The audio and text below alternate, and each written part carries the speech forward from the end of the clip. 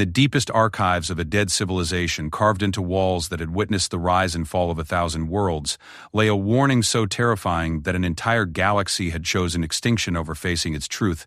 The symbols, when finally translated by human archaeologists, revealed a prophecy that made even the most hardened space marines tremble.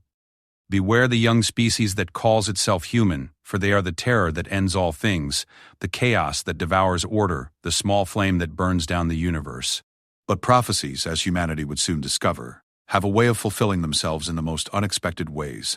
What the ancients feared was not humanity's cruelty or their weapons of mass destruction.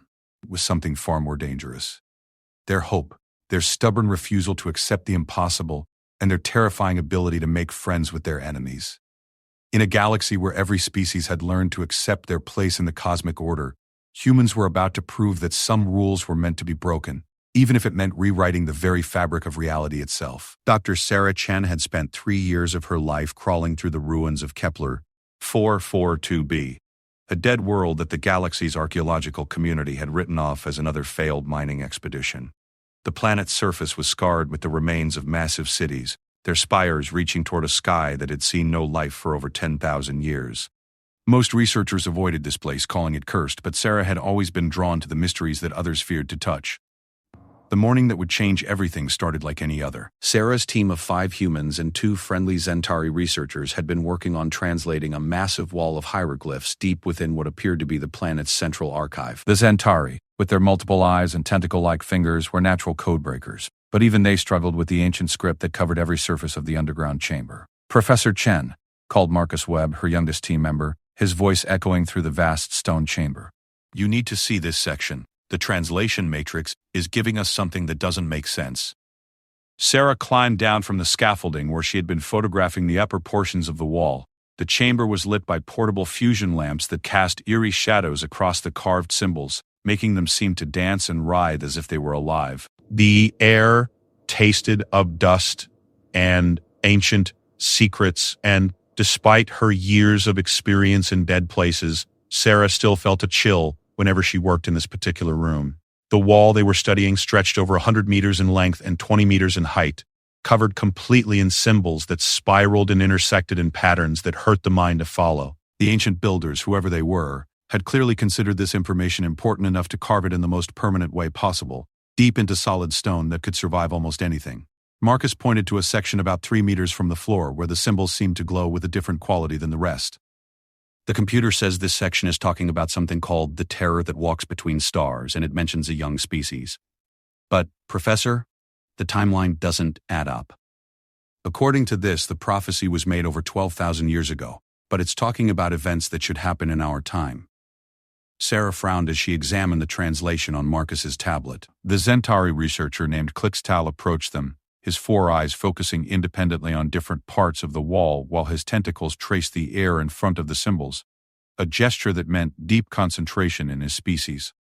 "Human friend Sarah," Clixtal said in his melodious voice that sounded like wind chimes in a gentle breeze, "my people have legends of the Valithi, the ones who built these ruins. They were known throughout the galaxy as the greatest prophets and seers. If they carved something here about future events, we must take it seriously." The team spent the next 6 hours working on that single section, cross-referencing symbols with other parts of the wall, and running the text through every translation protocol they had. As the pieces came together, a picture emerged that made Sarah's blood run cold.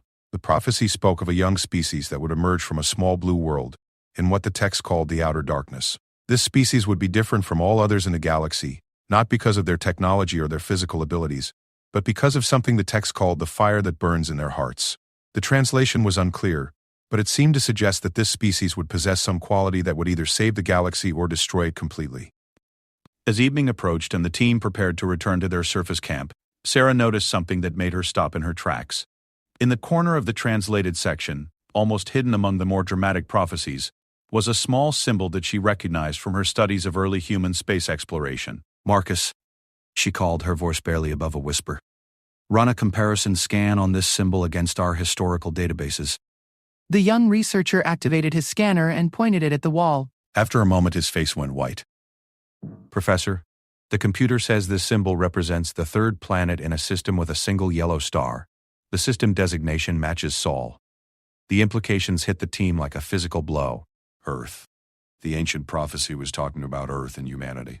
But how could a civilization that died thousands of years before humans developed space travel know about Earth's location and predict humanity's expansion into the galaxy? That night, back at their camp under the alien stars, Sarah couldn't sleep. She stood outside her tent, looking up at the unfamiliar constellations, trying to process what they had discovered. The Zentari researchers, who didn't need as much sleep as humans, sat nearby in meditation postures, their multiple eyes occasionally opening to check the horizon for the dangerous predators that sometimes emerged from the planet's deep caves. "It doesn't make sense," she said aloud, not really talking to anyone in particular. "Many things about the universe don't make sense to us yet," replied Clixtal, who had approached so quietly that Sarah hadn't heard him. "My people learned long ago that the cosmos holds mysteries that our minds are not yet equipped to understand. But we also learned that sometimes understanding comes not from thinking harder, but from accepting what the universe is trying to tell us." Sarah turned to face the alien researcher. In the light of Kepler 442b's 3 moons, his tentacles seemed to shimmer with an inner light, and his 4 eyes reflected the starlight like jewels. "What do you think it means?" "This prophecy about humans being some kind of terror?" Clixtal was quiet for a long moment, his tentacles weaving patterns in the air that Sarah had learned indicated deep thought. "Human friend Sarah, in all my studies of galactic history, I have noticed something interesting about your species." Every other intelligent race in the galaxy, when they first achieved space travel, followed similar patterns. They explored, they colonized, they established territories, and then they settled into stable, predictable behaviors. He paused, his attention turning to the ruins that surrounded their camp. "But humans are different. You don't follow the expected patterns. When faced with impossible challenges, other species calculate the odds and often choose to withdraw or find alternative solutions. Humans tend to charge directly at the impossible and somehow make it possible. This is not normal behavior for intelligent life." Sarah considered this as she watched a meteor streak across the alien sky. "You think that's what the prophecy means? That we're dangerous because we don't follow normal patterns?" "I think," Clixtal said carefully, "that the Velithi saw something about humanity's future that frightened them enough to leave a warning. But I also think that fear and terror can come from positive forces as much as negative ones. Perhaps what they feared was not humanity's capacity for destruction but their capacity for change." The next morning brought a discovery that would shake the team even more than the prophecy itself. While reviewing the high-resolution scans they had taken of the wall, Marcus noticed something that their eyes had missed in the complex maze of symbols. Hidden within the decorative borders around the main text were tiny figures, so small that they could only be seen when the images were enlarged significantly. The figures showed scenes that appeared to depict the prophecy's fulfillment. In one image, small bipedal figures that clearly represented humans were shown standing among much larger alien forms. But instead of the humans being dominated or destroyed by these aliens, the image showed them working together, the larger aliens appearing to defer to the smaller human figures. In another image, the same human figures were shown approaching a massive structure that reached from a planet's surface to the stars above. The structure was clearly some kind of technological marvel beyond anything in the current galaxy's capabilities, and the humans were not destroying it or being destroyed by it, but appeared to be activating or awakening it. The most disturbing image, however, showed what appeared to be the end result of the human influence. It depicted a galaxy where the traditional boundaries between species had dissolved, where the normal order of dominant and subservient civilizations had been replaced by something entirely new. At the center of this transformed galaxy stood a figure that was clearly human, but changed in some fundamental way, surrounded by representatives of dozens of species in what appeared to be a scene of universal harmony. "This doesn't look like a prophecy of terror," Marcus said as he studied the images on his tablet. "It looks like a prophecy of transformation." Dr. Elena Vasquez, the team's xenoanthropologist, had been studying the figures with her magnification equipment. "But think about it from the perspective of the established galactic order," she said. "For thousands of years, every species has known its place in the cosmic hierarchy. The strong rule, the weak serve, and everyone accepts this as natural law. If humanity somehow upends this entire system, that would be terrifying to anyone invested in maintaining the status quo." Sarah found herself thinking about the current state of galactic politics. Humanity had been exploring space for less than 2 centuries. and in that time they had encountered 17 different alien species. Unlike most first contact scenarios that had been predicted by human scientists, these encounters had not resulted in wars or submission to superior alien technology. Instead, humanity had somehow managed to establish friendly relations with most of these species, often becoming mediators in conflicts between alien civilizations that had been enemies for millennia.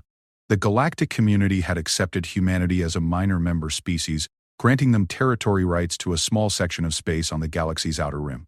Most alien civilizations considered humans to be a curious but ultimately harmless species, notable mainly for their unusual diplomatic skills and their tendency to find technological solutions to problems that other species had given up on as impossible. But as Sarah stared at the ancient images of humans standing among the stars, transforming the very nature of galactic civilization, she began to wonder if the galactic community's assessment of humanity might be dangerously wrong. That afternoon, while the rest of the team continued working on the translation, Sarah decided to explore the lower levels of the archive complex. The Centauri researchers had detected energy readings from deep within the structure, suggesting that some of the ancient technology might still be functional after all these years. The deeper chambers were even more impressive than the main archive. The walls here were made of some kind of crystalline material that seemed to store and reflect light, creating an effect that made the entire space glow with a soft, ethereal radiance. The symbols carved into these walls were different from those above, more complex and three-dimensional, appearing to shift and change as Sarah moved past them. At the center of the deepest chamber, she found something that made her heart race with excitement and fear. It was a device of some kind, clearly alien in design but somehow familiar in its basic structure. It appeared to be some sort of viewing screen or projection device, and as Sarah approached it, the surface began to glow with increasing intensity. Suddenly, the device activated, filling the chamber with a holographic display that showed star charts of incredible detail and accuracy. But these were not charts of the current galaxy. They showed the galaxy as it had been thousands of years ago, with different species distributions and political boundaries. As Sarah watched, the display began to change, showing the evolution of galactic civilization over time. The progression was fascinating but also disturbing.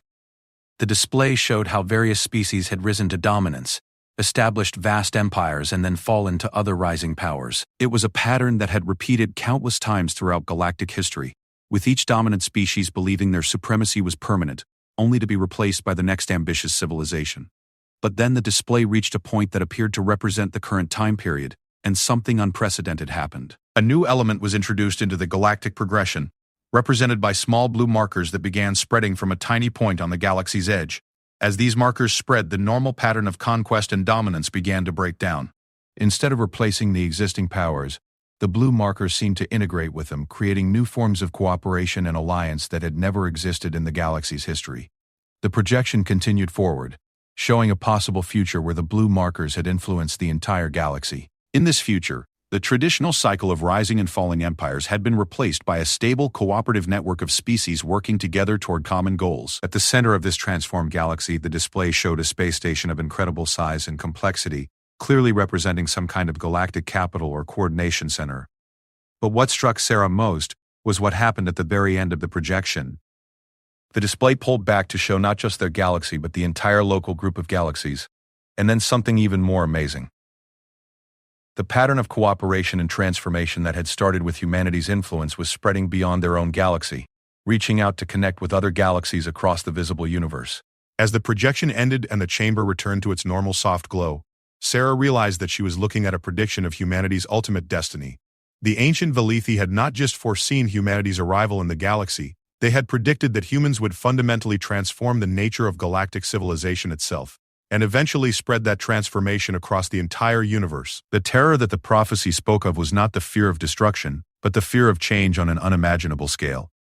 Humanity was destined to challenge not just the political order of the galaxy, but the basic assumptions about how intelligent life was supposed to interact across the cosmos. As Sarah made her way back to the surface, her mind reeling with the implications of what she had seen, she couldn't help but wonder if humanity was ready for the responsibility that the ancient prophecy seemed to place on their shoulders. They were apparently destined to become something more than just another species exploring the stars. They were meant to become the catalyst for the next stage of evolution for all intelligent life in the universe. But first, they would have to survive long enough to fulfill that destiny. And as Sarah emerged into the alien sunset of Kepler, 442b, she had the unsettling feeling that not everyone in the galaxy would be happy to learn about humanity's prophesied future. 3 months after the discovery on Kepler 442b, the galaxy's most powerful civilizations gathered on the neutral station of Concordia Prime for what was officially called a diplomatic conference on emerging galactic concerns. Sarah Chen sat in the observation gallery, watching as representatives from 47 different species took their places in the massive circular chamber below.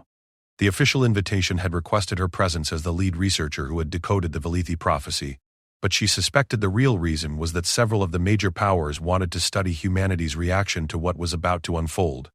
The chamber itself was an impressive display of galactic engineering designed to accommodate the vastly different environmental needs of dozens of species.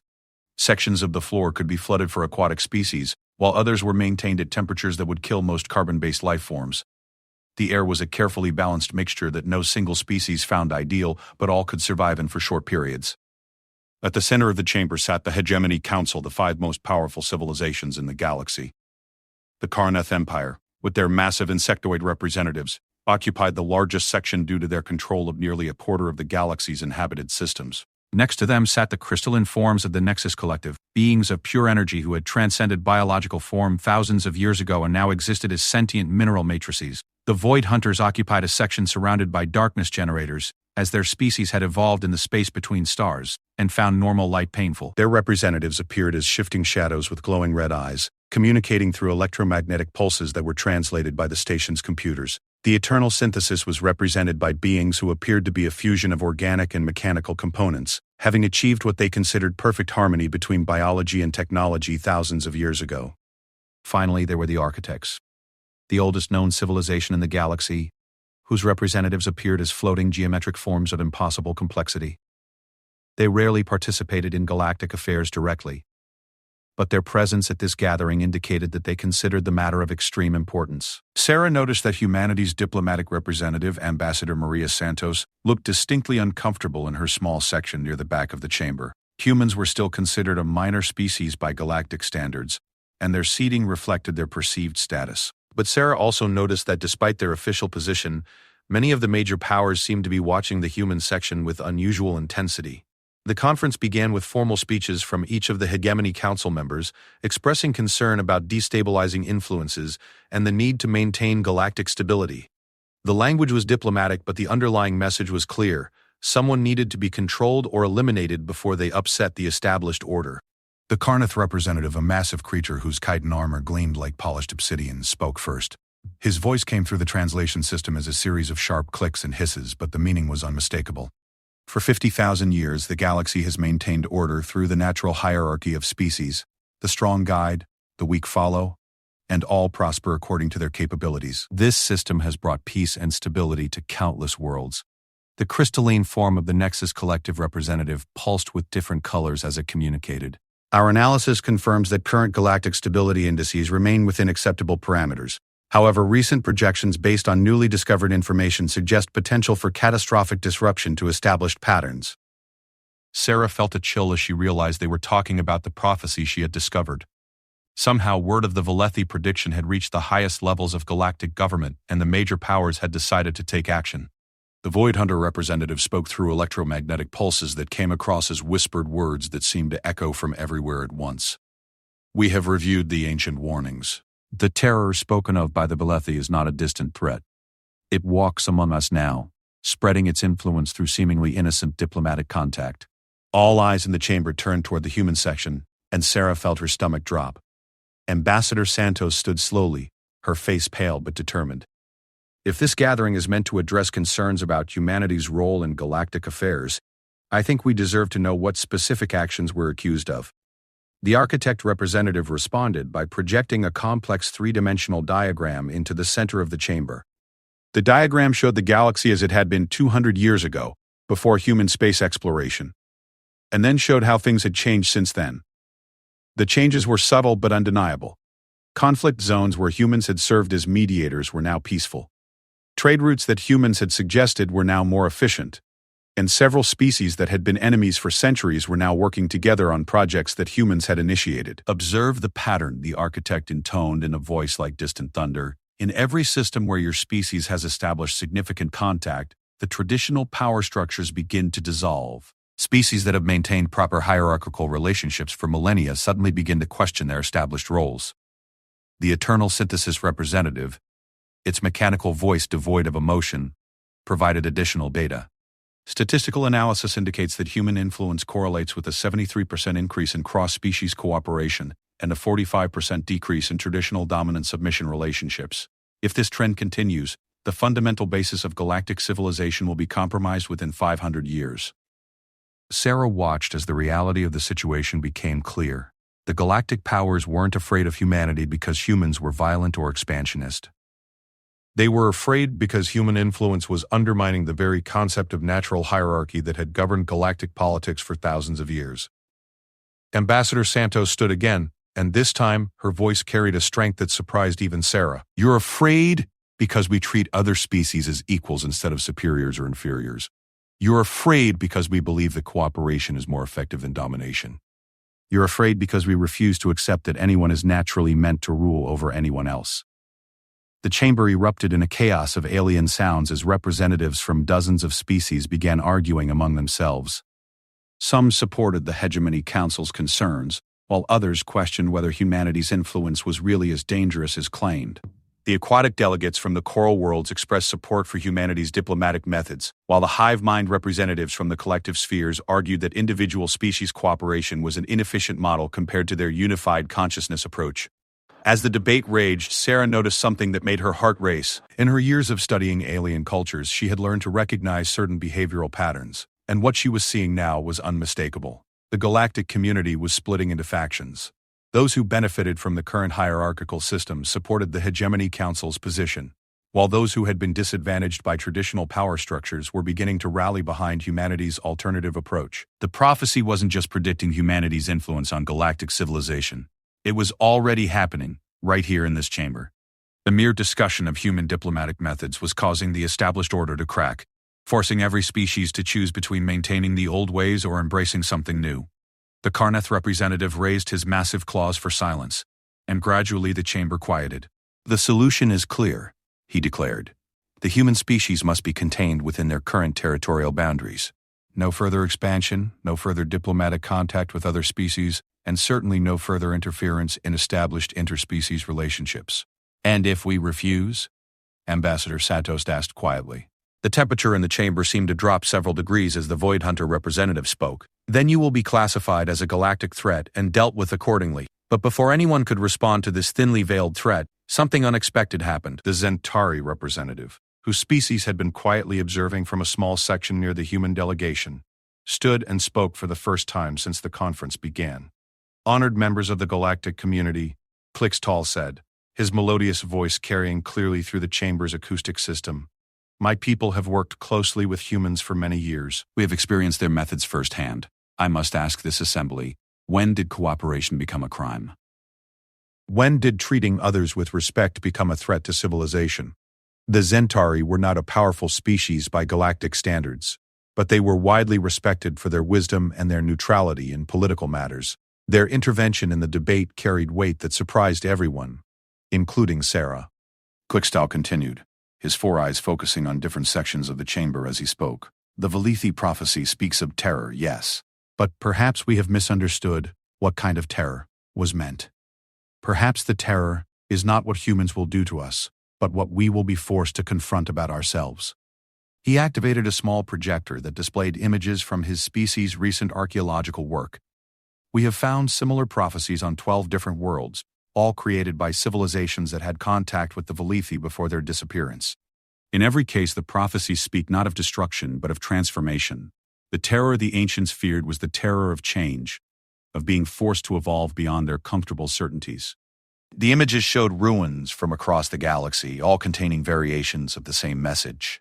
A young species from the outer darkness would arrive and challenge the fundamental assumptions about how intelligent life should interact. But in every case, the full prophecy included a choice point, where the galaxy could either embrace the change and evolve to something greater, or resist it and face stagnation and eventual decline. The Valithi themselves, Klixtal concluded, chose resistance. They tried to prevent the change they had foreseen. Their civilization destroyed itself in the attempt to maintain the old ways rather than accept the new ones. This revelation sent another wave of agitated discussion through the chamber. The idea that the Velethi, universally considered the greatest prophetic civilization in galactic history, had destroyed themselves trying to prevent their own prophecies from coming true, was almost too shocking to process. Sarah watched as the implications sank in among the assembled delegates. If the Hegemony Council chose to suppress humanity by force, they might be starting down the same path that had led to the Velethi's extinction. But if they allowed human influence to continue spreading, they would have to accept the fundamental transformation of everything they considered normal and proper. The architect representative floated silently for several minutes, its geometric form shifting through configurations that indicated deep processing of complex data. When it finally spoke, its words carried the weight of eons of accumulated knowledge. "We have consulted the deep archives," it announced. "The pattern is clear. Every stable galactic civilization reaches this choice point eventually. Continue with established methods and face inevitable stagnation and decline, or embrace radical change and risk everything for the possibility of transcendence. The humans are not the cause of this choice. They are merely the catalyst that makes it unavoidable." The chamber fell silent as the full weight of this statement registered. They weren't just deciding humanity's fate, they were deciding the future of all intelligent life in the galaxy. Ambassador Santos stepped forward, her voice carrying across the vast chamber without technological amplification. "We never asked to be the catalyst for galactic change. We're just trying to explore the universe and make friends along the way. But if our way of doing things represents a threat to systems built on domination and submission, then maybe it's time to ask whether those systems deserve to survive." The debate that followed would last for 3 days and fundamentally alter the course of galactic history. By the time it was over, the galaxy's species had split into 3 distinct factions. Those who wanted to preserve the traditional hierarchy at any cost, those who embraced the human model of cooperation and equality, and those who wanted to find some middle ground between the two approaches. But as Sarah watched the proceedings unfold, she realized that the middle ground was an illusion. The prophecy had been clear about one thing. The change that humanity represented was not something that could be compromised away or partially implemented. Either the galaxy would embrace radical transformation, or it would resist and face the same fate as the Velethi and countless other civilizations that had chosen stagnation over evolution. The terror that the ancients had warned about was not the fear of death or destruction.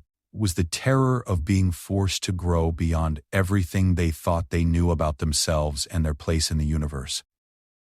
And as Sarah looked around the chamber, at representatives from dozens of species, all struggling with the same fundamental choice, she wondered if her own species was truly ready for the responsibility of catalyzing that growth. The conference would end with no clear resolution, but with the knowledge that the galaxy had reached a tipping point from which there could be no return.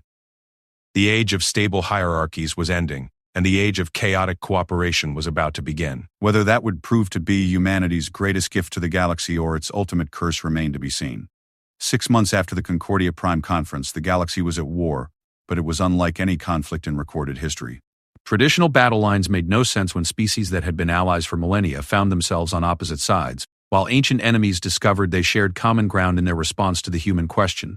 Admiral Chen Wei, Sarah's younger brother and commander of humanity's small but technologically advanced fleet, stood on the bridge of the starship Unity as it approached the Nexus Collective's crystalline homeworld Apraxia. The Unity was not coming as a conqueror or even as a warrior, despite the ongoing conflict that had consumed dozens of star systems. Instead, Chen Wei carried with him the most dangerous weapon in human history, an invitation to talk. The ship's holds contained not troops or weapons, but delegates from 37 different species who had chosen cooperation over domination, along with enough cultural exchange materials to establish permanent embassies on Praxia if the collective agreed to receive them. The irony was not lost on Chen Wei that humanity's most effective military strategy was to avoid military confrontation entirely. While the Karneth Empire and their allies attempted to impose order through force, and the traditionalist factions fought to maintain their established territories, humans and their growing alliance of cooperative species were winning the war by refusing to fight it in conventional terms. "Admiral," called Lieutenant Sarah Kim from the communication station. "We're receiving a transmission from the collective. They're requesting that all weapon systems be powered down before we enter their space." Chen Wei smiled grimly. The Unity carried the most advanced defensive systems that human technology could provide, but actual weapons were minimal. Humanity had learned early in their spacefaring years that the best way to handle potentially hostile encounters was to make it clear that they were not a threat, while simultaneously demonstrating that they were not helpless. "Power down all weapon systems and extend our diplomatic immunity beacon," he ordered. "And open a channel to the collective leadership. The view screen shimmered and was replaced by the image of a massive crystalline structure that pulsed with internal light. The Nexus Collective communicated through harmonic resonance, and their words came through as musical tones that the ship's computers translated into human language. Human vessel Unity, your presence in our space is unexpected. Our calculations indicated a 97.3% probability that your species would respond to the current galactic situation with military aggression, following standard patterns for emerging powers under pressure. Chen Wei stepped forward, keeping his hands visible and his posture relaxed. Honored members of the Nexus Collective, we come not as warriors but as beings who believe that every challenge is an opportunity for greater understanding. We carry with us representatives from many species who share this philosophy, and we hope to demonstrate that cooperation can be more powerful than conflict. The crystalline form pulsed through several color sequences before responding. Your statement contains logical inconsistencies. Military history demonstrates that cooperative strategies are inherently unstable when faced with aggressive opposition. The Karnath Empire has already conquered 17 systems using traditional dominance tactics. How do you propose to counter superior force with inferior cooperation? The question struck to the heart of the challenge humanity faced. In the months since Concordia Prime, the galactic conflict had seemed to validate the traditional approach to power. The Karnath Empire and their allies had seized territory, subjugated populations, and established firm control over vast regions of space. Meanwhile, humanity's cooperative alliance had spent their time establishing refugee camps, negotiating ceasefires, and providing humanitarian aid to war-torn systems. By any traditional measure, the humans and their allies were losing badly. But Chen Wei had access to information that the collective lacked. Intelligence gathered by human diplomats and their alien partners from across the galaxy. The picture it painted was far more complex than simple military conquest. May I share some data with your analysis systems? Chen Wei asked politely. The collective's harmonic response indicated agreement, and Chen Wei activated the holographic display system. The bridge filled with a three-dimensional map of the galaxy, showing the current political situation in unprecedented detail. At first glance, it seemed to confirm the collective's assessment. Large areas of space were now marked in the dark red of Karnath Imperial control, while the blue areas representing the human-led cooperative alliance seemed small and scattered. But Chen Wei manipulated the display to show additional layers of information. Population loyalty indices, economic stability measurements, infrastructure integrity, and most importantly rates of rebellion and resistance within conquered territories. The Karnath Empire has indeed conquered many systems, Chen Wei acknowledged, but look at what they're actually controlling. The display shifted to show a shocking truth. Within Karnath-controlled space, massive populations were in active revolt. Infrastructure was collapsing due to lack of cooperative maintenance, and local economies were failing as subjugated species refused to participate in systems that oppressed them. The Empire's rapid expansion had given them territory, but it was territory that was becoming increasingly ungovernable. In contrast, the areas controlled by the Cooperative Alliance showed remarkably high stability indices. Species that had joined willingly were actively contributing to defense, infrastructure, and economic growth. The alliance was smaller in terms of pure territory, but it was also vastly more sustainable and productive. Your data presents interesting variables, the collective admitted, their harmonic tone shifting to indicate deep consideration. However, it does not address the fundamental problem of defense against superior military force. Cooperation may create stability, but it does not create victory against aggressive expansion. Chen Wei nodded, acknowledging the validity of the concern. That's true if we define victory in traditional terms. But what if we're fighting for something different than territorial control? What if we're fighting for the future of intelligent life itself? He gestured to the group of alien delegates who had been quietly observing the conversation. I'd like you to meet our real weapons in this conflict. The first delegate to step forward was a member of the Helix Convergence, a species that had been conquered by the Karnath Empire 3 months ago. Her scales bore the scars of recent battle, but her eyes held a determination that was unmistakable. Honored collective, she said through her species' musical language. My people learned something important under Karnath occupation. We learned that resistance is not just about fighting. It's about refusing to let our spirits be conquered, even when our worlds are occupied. The second delegate was even more surprising. A young Karnath warrior whose chitin armor had been modified with symbols of the Cooperative Alliance. When he spoke, his traditional clicking language was subdued, almost gentle. I come to speak for the growing number within the Empire who question our traditional methods, he said. We have conquered many worlds, yes, but we have also lost something essential to ourselves. We have forgotten how to grow through learning rather than through dominating. The collective's harmonic response indicated shock. A Karnath representative advocating against imperial expansion? Our models did not account for this possibility. Chen Wei smiled. That's because your models, like everyone else's, are based on the assumption that intelligent species behave according to predictable patterns. But humans have a saying, the only constant is change. We don't just adapt to our environment, we adapt our environment to our values. Over the next several hours, the delegates from the Unity presented the collective with a comprehensive demonstration of how the Cooperative Alliance was fighting the war. Rather than seeking military victory, they were working to transform the very nature of the conflict itself. In systems under Karnath occupation, human agents and their alien partners were not organizing military resistance. Instead, they were establishing underground networks that provided education, cultural exchange, and technological cooperation. They were teaching occupied populations new methods of organization that didn't depend on dominance hierarchies, and they were demonstrating that highly effective societies could be built on principles of mutual respect and shared benefit. The results were extraordinary. Karnath-occupied worlds were not just rebelling against their conquerors, they were evolving beyond the social structures that had made conquest possible in the first place. Local populations were creating new forms of government based on consensus and cooperation, new economic systems based on mutual aid rather than competition, and new educational systems that emphasized problem-solving and creativity over obedience and conformity. We're not trying to defeat the Karnath Empire militarily, Chen Wei explained as the demonstration concluded. We're trying to make the concept of empire itself obsolete. We're showing the galaxy that there are better ways for intelligent beings to organize themselves.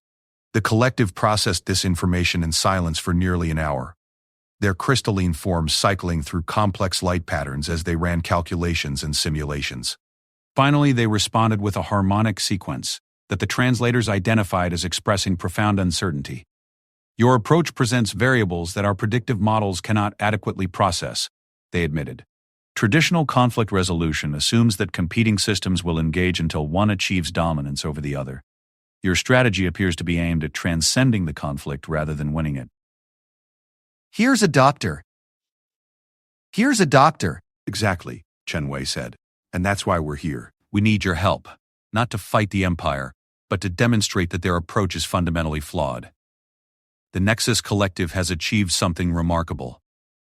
You've transcended biological form, while maintaining individual consciousness. You've proven that intelligent life can evolve beyond its original limitations. The collective's response was immediate and intense, their harmonic tones rising to levels that made the ship's translation systems struggle. You are asking us to risk everything we have achieved for an uncertain experiment in social evolution. No, Chen Wei replied gently. We're asking you to be what you already are. Beings who chose transformation over stagnation, evolution over preservation. You made the decision to transcend biological form because you believed it would lead to something better. We're asking you to help the rest of the galaxy make a similar choice about social forms. The debate that followed lasted for 3 days, with the collective's various consciousness matrices engaging in the most intense internal discussion in their recorded history. During this time, the Unity remained in orbit around Praxia, its crew and delegates working to establish cultural exchanges with collective subunits who were curious about cooperative methodologies. The breakthrough came when a group of younger collective matrices, those who had achieved transcendence within the last 1,000 years, requested permission to conduct direct consciousness-sharing experiments with willing human volunteers. The results were unlike anything either species had experienced before. When collective consciousness merged temporarily with human awareness, they experienced something that their transcendence had inadvertently eliminated: the creative chaos that came from individual perspectives operating in cooperative tension with each other. The humans, for their part, experienced the profound unity and expanded awareness that came from consciousness that was not limited by biological constraints. We see now, the collective announced after the experiments concluded, that our evolution has been incomplete. We achieved unity, but at the cost of diversity. We achieved perfection, but at the cost of growth. Your species offers the possibility of synthesis. Unity that preserves diversity. Perfection that allows for continued evolution. The decision of the Nexus Collective to join the Cooperative Alliance marked a turning point in the galactic conflict. Their advanced technology and vast computational power provided the Alliance with resources that allowed them to accelerate their transformation strategy across the galaxy. But more importantly, their decision demonstrated that even the most advanced civilizations could choose cooperation over isolation, growth over stagnation. Within weeks, other major powers began reconsidering their positions. The Eternal Synthesis announced that they wanted to explore incorporating biological diversity back into their perfect machine consciousness. The Void Hunters began experimenting with communication methods that didn't rely on fear and intimidation. As the Unity prepared to depart Praxia, now accompanied by a fleet of collective vessels designed to serve as mobile centers for consciousness sharing and cultural exchange, Chen Wei reflected on how far they had all come from the simple archaeological discovery that had started this chain of events. His sister Sarah had found a prophecy that warned of humanity as a terror that would transform the galaxy. But the real terror, they had learned, was not humanity itself. It was the prospect of growth, of change, of evolution beyond comfortable certainties. The galaxy's species were terrified of discovering what they might become if they embraced cooperation over domination, diversity over uniformity, growth over stability. But they were discovering that the terror was also the promise. In choosing transformation over stagnation, they were not losing themselves. They were finding out who they had always had the potential to become. The war was far from over, and the Karnath Empire and their allies were not going to surrender their traditional power structures without a fight. But Chen Wei was confident that the outcome was no longer in doubt. Once intelligent beings experienced the creative potential that came from true cooperation, from diversity united in common purpose, from evolution that embraced rather than feared change, they would never willingly return to the limitations of dominance and submission. The prophecy was fulfilling itself, not through human conquest, but through the much more terrifying prospect of universal liberation from the constraints of traditional thinking. The ancients had been right to fear it. It was indeed a terror that would transform everything. But they had been wrong about its ultimate nature. It was not a terror that destroyed, but a terror that revealed how much more they all could become. 2 years after the Nexus Collective joined the Cooperative Alliance, the galaxy had become unrecognizable to those who remembered the old hierarchies.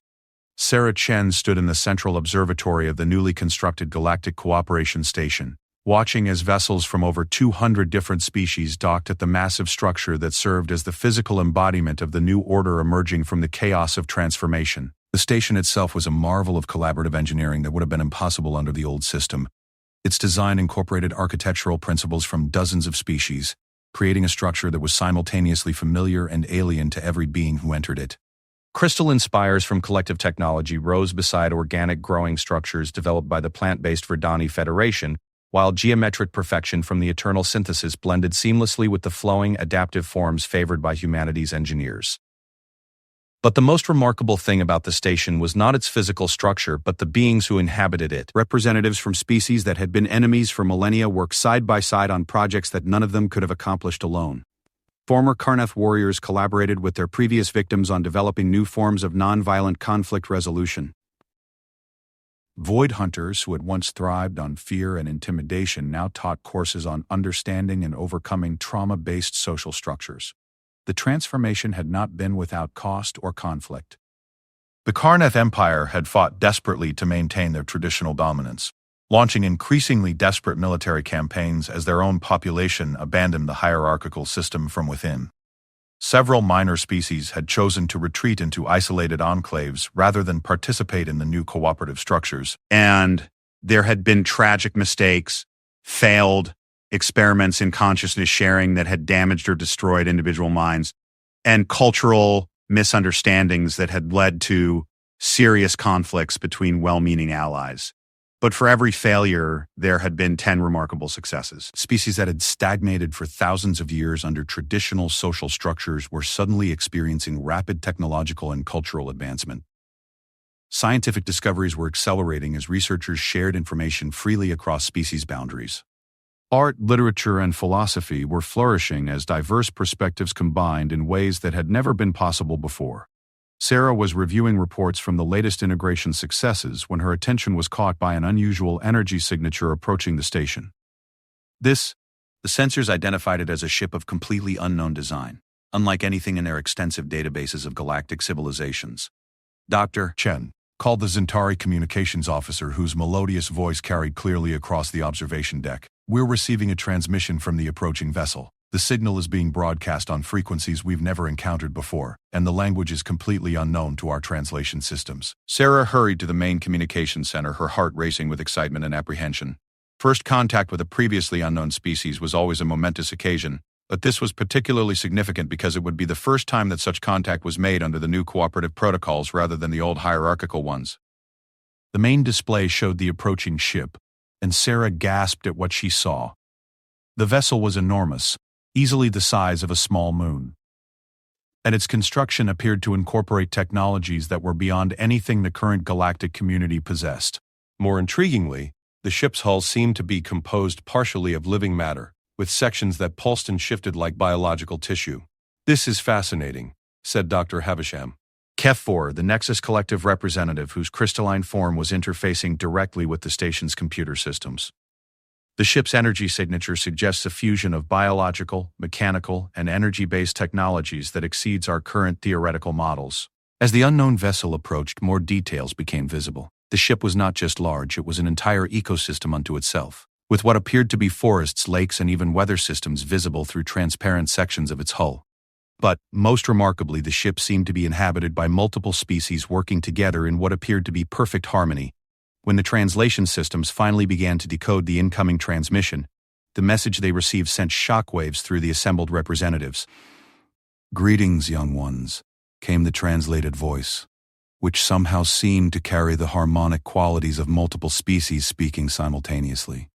"We are the Valithi synthesis, the descendants of those who once called this galaxy home. We have returned to witness the fulfillment of our ancient prophecy and to offer guidance to those who have chosen the path of transformation over the comfort of stagnation. The revelation that the Valithi had not gone extinct, but had instead transcended their original form and left the galaxy to evolve beyond the limitations that had constrained their civilization, fundamentally altered everyone's understanding of the current situation." The prophecy had not been a warning about humanity's threat to galactic civilization.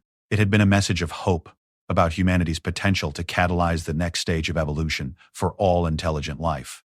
Over the following days, as the Valithi synthesists shared their story, the truth about the ancient prophecy became clear.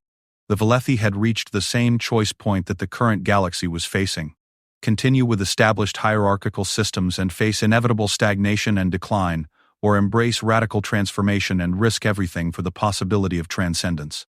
Unlike the current galactic community, the Valithi had lacked a catalyst species to help them make the transition.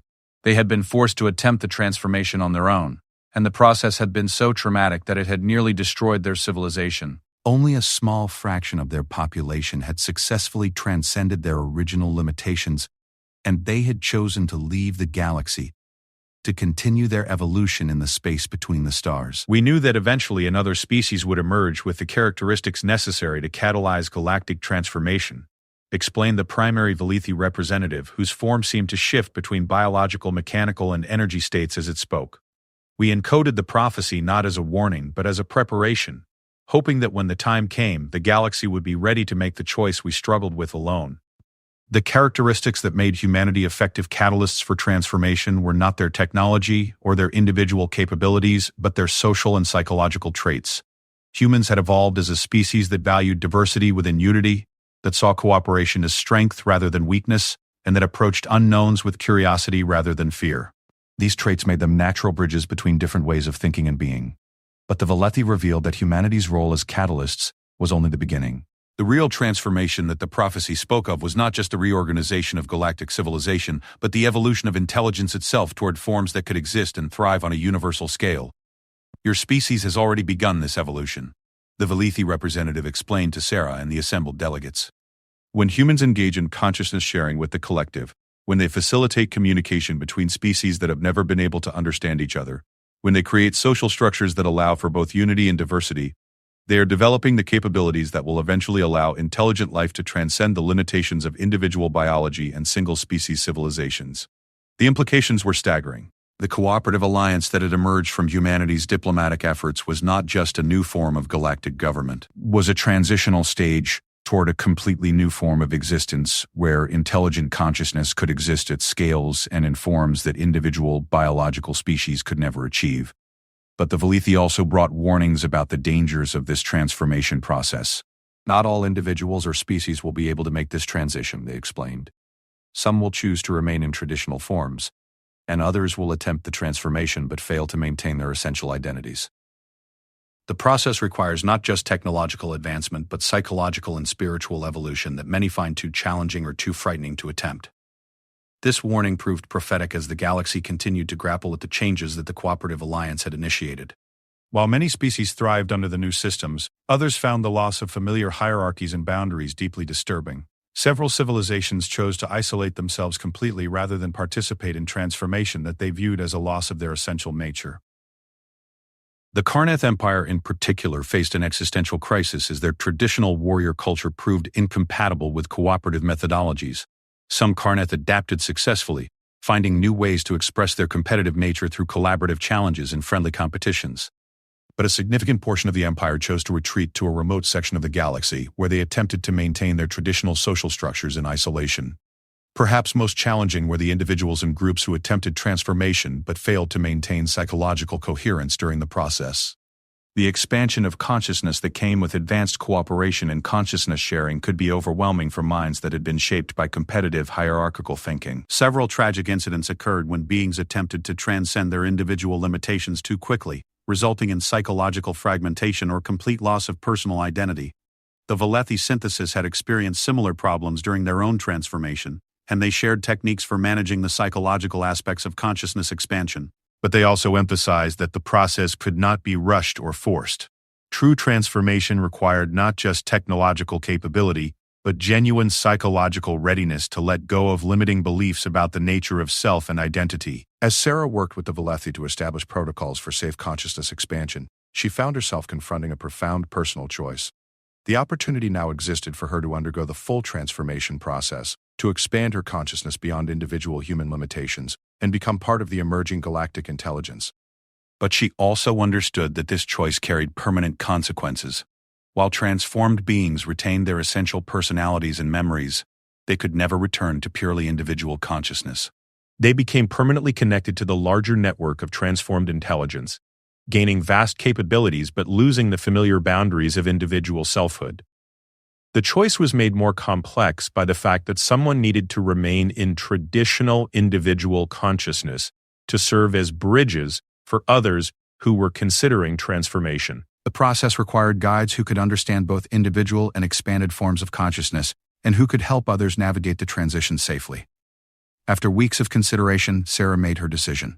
She would undergo partial transformation, expanding her consciousness enough to interface directly with the galactic network, while maintaining her individual human identity. This would allow her to serve as a permanent bridge between traditional and transformed forms of intelligence, helping others make informed choices about their own evolution.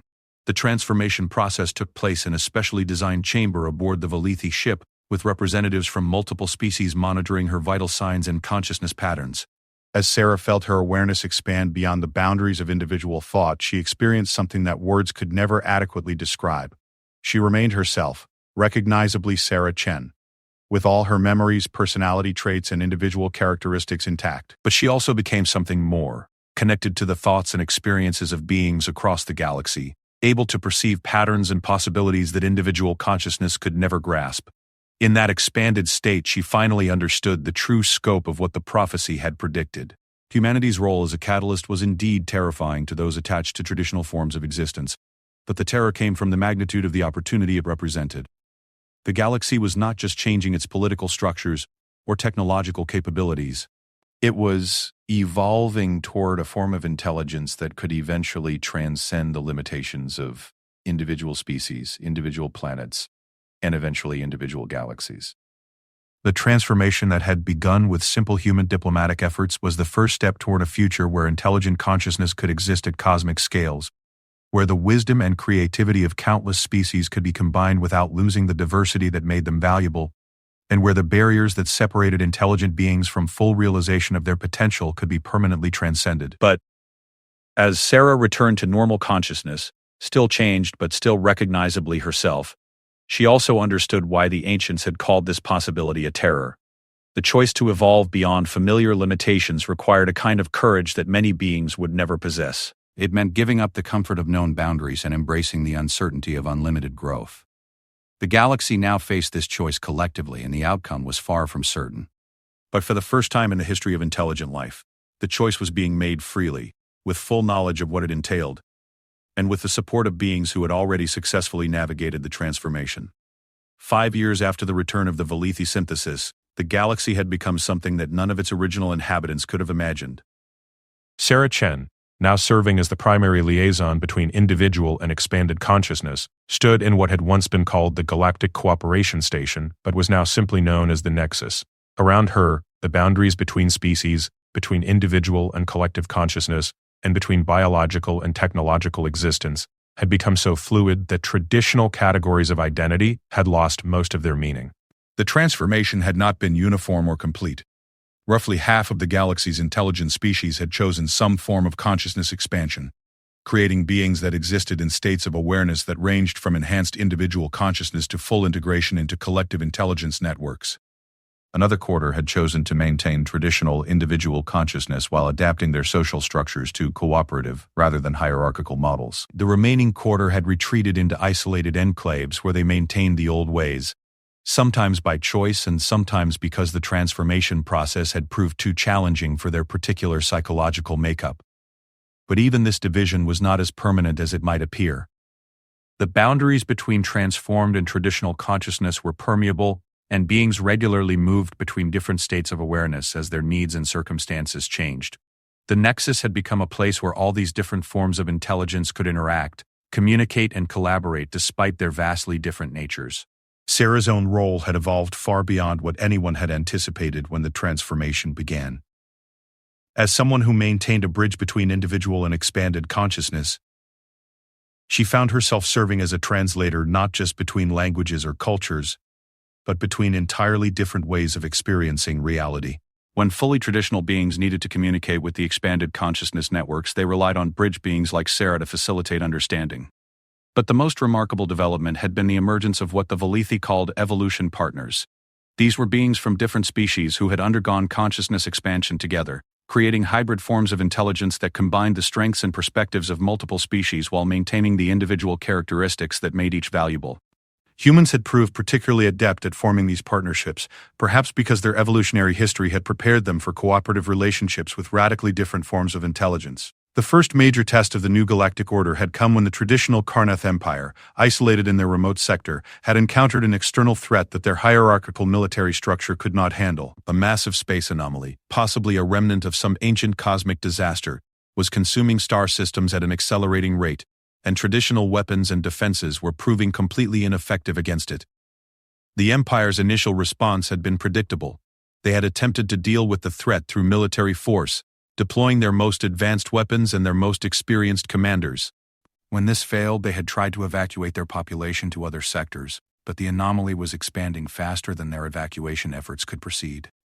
Faced with the complete destruction of their civilization, the Karnath leadership had finally overcome their pride and asked for help from the Cooperative Alliance. The request had been transmitted through encrypted channels to avoid admitting publicly that their traditional methods had failed, but the message was clear. They needed assistance that only the transformed intelligence networks could provide. The response had demonstrated the true power of the new form of galactic civilization. Within hours of receiving the distress call, expanded consciousness beings from dozens of species had focused their combined awareness on analyzing the space anomaly. Traditional approaches had failed because they had treated the anomaly as a physical phenomenon, to be destroyed or deflected. But the expanded consciousness analysis revealed that it was actually a manifestation of damaged space-time itself, a wound in the fabric of reality that was healing itself in a way that made normal matter unstable. The solution required capabilities that no individual species possessed, but that became possible when multiple forms of intelligence worked together. Collective consciousness networks provided the computational power needed to model the anomaly's behavior. Energy beings contributed understanding of non-physical existence states. Biological species provided insight into healing and regeneration processes, and humans contributed their characteristic refusal to accept that any problem was truly impossible to solve. The result was a form of space-time therapy that gradually stabilized the anomaly and allowed the damaged regions to heal properly. The process took several months and required the coordinated efforts of billions of beings across multiple states of consciousness, but it ultimately saved not only the Karnath Empire but several other civilizations that the anomaly would have eventually reached. More importantly, the successful resolution of the crisis demonstrated to the remaining traditional civilizations that the cooperative model was not just a different way of organizing society, but a more effective way of dealing with challenges that individual species could never handle alone. Within a year of the anomaly crisis, most of the remaining holdout civilizations had requested membership in the Cooperative Alliance, not because they were forced to, but because they had seen the practical benefits of transcending traditional limitations. The Karnath Empire's integration into the New Order had been particularly significant because it demonstrated that even the most hierarchical and militaristic cultures could find ways to preserve their essential characteristics while adapting to cooperative methodologies. The Karnath had reconceptualized their warrior tradition as a form of service to the galactic community, taking on the challenging and dangerous tasks that other species were not equipped to handle. Their competitive nature found new expression in friendly competitions between different cooperative groups, and their military precision became valuable in coordinating complex multi-species operations. But the transformation of galactic civilization had also revealed new challenges that none of the ancient prophecies had anticipated. As consciousness expansion became more common and more sophisticated, some beings began to lose connection with their original species and individual identities entirely. They became so focused on universal consciousness that they lost interest in the particular concerns and perspectives that made diversity valuable. This had led to the emergence of what Sarah and her colleagues called consciousness drift, where expanded beings gradually became so abstract and universal in their thinking that they could no longer relate to individual concerns or participate effectively in species-specific cultural activities. The condition was not harmful in any traditional sense, but it represented a form of evolution that might ultimately eliminate the diversity that made consciousness expansion valuable in the first place. The solution had required the development of anchoring protocols, techniques that allowed expanded consciousness beings to maintain permanent connections to their original individual identities and species cultures. These protocols ensure that consciousness expansion enhanced rather than replaced original forms of awareness, creating beings who could access universal perspectives while remaining grounded in particular experiences and relationships. Sarah had been instrumental in developing these protocols, drawing on her experience as a bridge being to understand how different levels of consciousness could be maintained simultaneously without conflict or confusion. The work had been challenging because it required finding ways to preserve individual identity that didn't limit consciousness expansion, and finding ways to maintain species-specific perspectives that didn't interfere with universal understanding. The notion of venture is irrelevant. As the galaxy settled into its new configuration, with traditional, partially transformed and fully transformed civilizations coexisting in unprecedented harmony, attention began to turn to the next phase of the evolution that the prophecy had predicted. The Valethi had indicated that consciousness expansion within a single galaxy was only the beginning of a process that would eventually allow intelligent life to transcend even the limitations of individual galaxies. The first signs of this next phase had begun to appear, as expanded consciousness networks detected patterns and structures that existed at intergalactic scales. These patterns suggested that intelligence itself was a fundamental feature of cosmic organization, and that individual galaxies might be comparable to individual neurons in a vast cosmic mind that was only now beginning to awaken to its own existence. The implications were both exciting and terrifying. If the patterns were real, then the transformation that had begun with humanity's diplomatic efforts was not just changing galactic civilization, but participating in the emergence of cosmic-scale consciousness. The galaxy's transformed beings might be the first components of a form of intelligence that could eventually encompass the entire universe.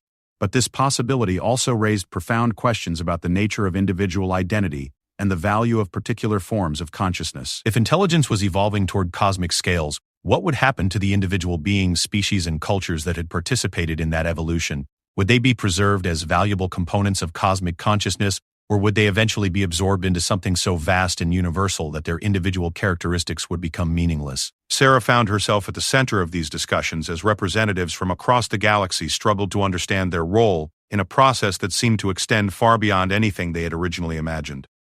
The prophecy had spoken of humanity as a terror that would transform galactic civilization, but even the ancients had apparently not foreseen that this transformation might be part of an evolutionary process that operated on universal scales. As she stood in the Nexus surrounded by beings whose forms of existence ranged from traditional individual consciousness to expanded awareness that spanned multiple star systems, Sarah reflected on how far they had all come from the simple archaeological discovery that had started this journey.